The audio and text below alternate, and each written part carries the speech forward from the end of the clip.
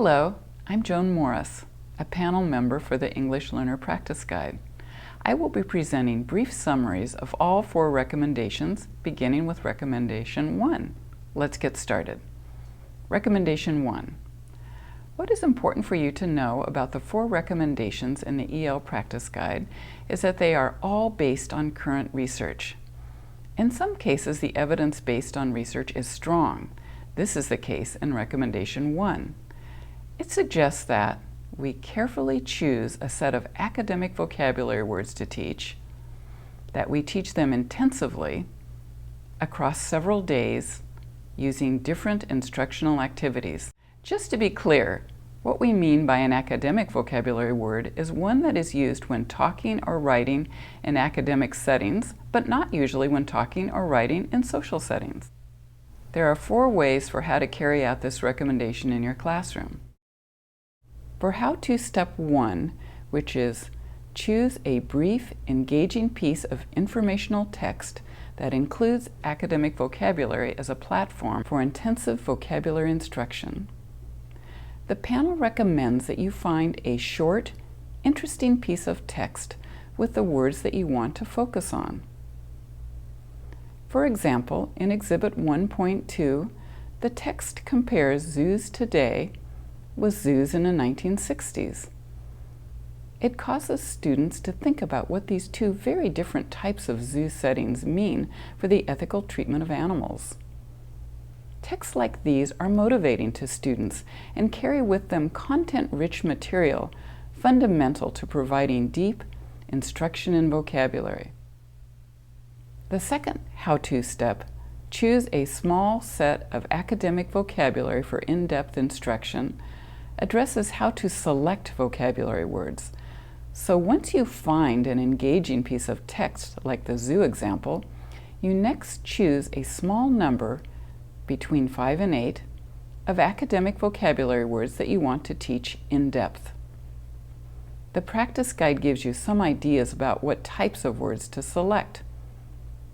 They could be words that are used frequently, words that are used in other subjects, words that have more than one meaning, words that can be studied based on their word parts, or words that are cognates, like similar, similar.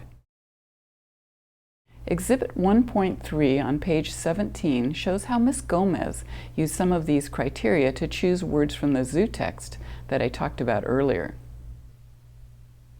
For the third how-to step, teach academic vocabulary in depth using multiple modalities, writing, speaking, listening. The panel recommends that after you've selected the words you want to teach, mix it up. Vary how you teach them between listening, speaking, and writing activities. In Exhibit 1.4 on page 19, you can see an example of a word map for teaching the word enormous.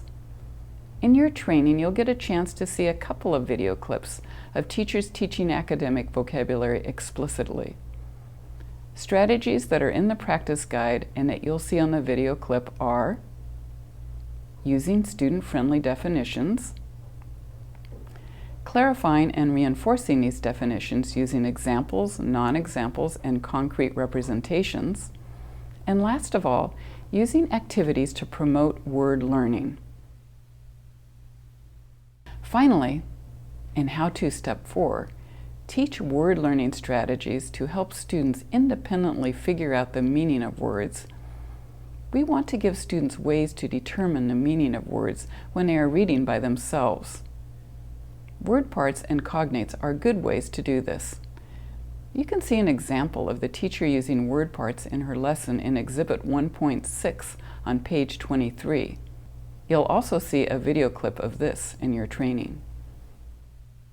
In the Putting It All Together section at the end, on page 24, you can see a day-by-day guide on how, as the title says, all of the parts of Recommendation 1 come together.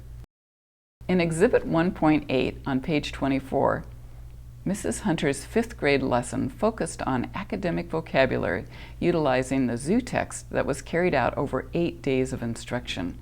This shows a complete example of what it means to teach words in an in-depth manner across several days.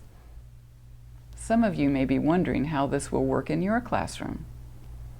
The design of this professional learning community will give you that opportunity, and we look forward to giving you some ideas on how to carry out these recommendations. Please take a look at the roadblocks and solutions at the end of this section on page 30. These are some of the common problems or struggles that the panel recognizes exist in schools. Think about them as you move forward in exploring recommendation 1.